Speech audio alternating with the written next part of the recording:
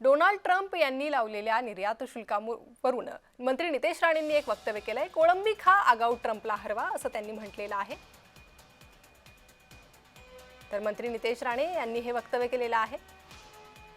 कोळंबी खा आगाऊ ट्रम्पला हरवा असं त्यांनी म्हटलेलं आहे।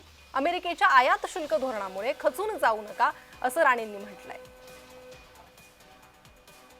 तर अमेरिकेचं भारताविरोधातलं आयात शुल्क धोरण त्यामुळे अनेक व्यवसायांना फटका बसतोय। कोळंबी व्यवसायाला देखील फटका बसलेला आहे।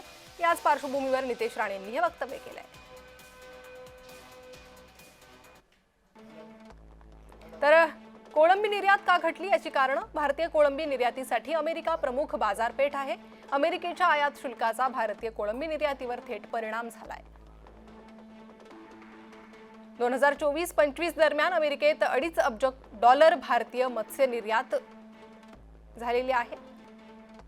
मत्स्य निर्यातीत 92% वाटा हा कोळंबीचा आहे।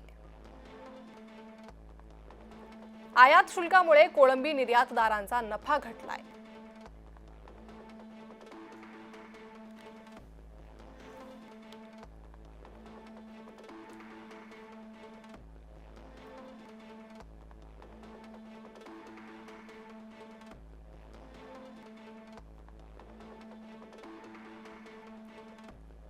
तर डोनाल्ड ट्रम्प यांच्या धोरणाचा कोळंबी निर्यातदारांना फटका बसलेला आहे आणि याच पार्श्वभूमीवर मत्स्य व्यवसाय मंत्री नितेश राणे यांनी हे वक्तव्य केलंय। कोळंबी खा आगाऊ ट्रम्पला हरवा असं ते म्हणालेले आहे।